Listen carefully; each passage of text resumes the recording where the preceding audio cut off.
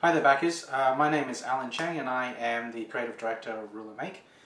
And the reason for me here is really just to mention to you that the game that we have here is still on a production sample. As you can see, that this is a press proof with a particular date on it. So this is the latest version. Now there have been many iterations internally with the manufacturer that we have been reviewing remotely with them, but this is the one that is the most complete so far. But still, it is not absolutely complete yet. And these are the things that we catch and we sort of go through. So let me sort of show you some of the examples of why it's so important for us to scrutinize every piece of the component and make sure that everything is top notch and correct before we commit to mass production. So over here you can see with I'll just grab the quest cards. So you notice that the quest card is in the correct orientation, but if you flip it on the side, it's actually backwards. So this has already been caught, and this is actually caught by our manufacturer. And so this has already been corrected. It's not a problem, but this is the reason why it's important to do these kind of reviews. There are other things such as, if I could quickly point out, now these are fairly minor, and it would have been very easily sort of missed if it wasn't for sort of attention to detail. You can tell that there's a very slim slice. So this is saying that basically that there's not enough bleed when cards are sort of die cut. There's not enough bleed on the top and the right hand side. And these are the things that generally does get caught during digital proofing, and this is something that we went through. That being said, even these things across so many different components, these things can be missed. And in this particular case, this is a versioning issue. So this is the reason why we do these kind of reviews.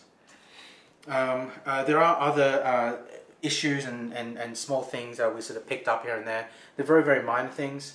I'll quickly just mention as another item is really this plastic insert.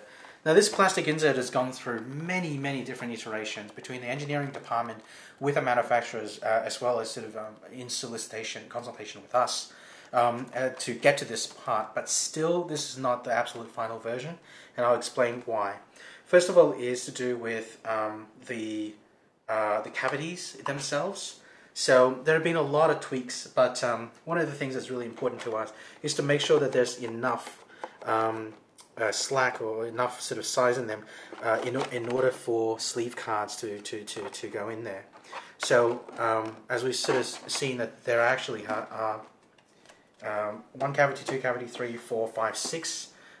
When you don't have these cards sleeved, you really only use half of the amount. Once it's everything sleeved, you use about twice. So that's typically the thickness of cards. Is if you sleeve them, it sort of doubles the thickness of your decks. But noticed over here that the cavity here is barely enough, I think, to be able to allow for sleeves in this particular compartment.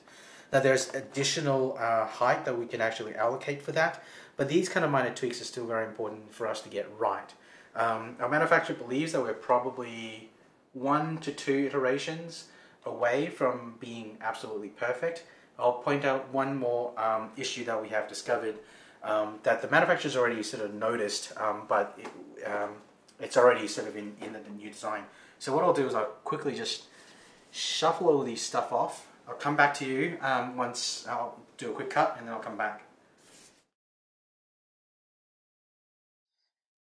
So here I'm sort of cleared out all the components just to show you the game board. And the game board you can see here is an improvement over the last version that we had. The last version we had a groove fold versus this flush fold that you can see here. Sometimes you can hear them, people call them the American style versus a European style. With the flush fold, the benefit is that miniatures sit on the board very well because it's flush, obviously. Okay, so here we see that there are visible damages on the corners, and they actually are caused by the thermoform plastic the way that the board sits is that you have these um, extrusions that um, allow the board to sit flush, not sit flush, but sit securely in the box. But these kind of protrusions, these have you can see that they're actually quite thin and fairly sharp, and it's it's because of the sharpness of that's digging into the board. The obvious solution is to make the protrusions flat and wide, to ensure that we don't have the issue of it digging into the cardboard. Um, Here I was actually explaining that when you see the result of it, it can seem obvious that that would be the problem. But during the design and development of it, it doesn't really come up until you physically, gone through the process. It's the hindsight 2020 thing. That is also the reason why it's really important for us to take the time to work with the manufacturing to ensure that we iron out all these minor inconveniences, not inconveniences, but minor issues that actually has a noticeable impact on the polish and quality of the product, the end product. And given how long this project has taken us, and we've been staring at the project and working on it for this long now, this is motivation for us to want to just push it through all the way to the end.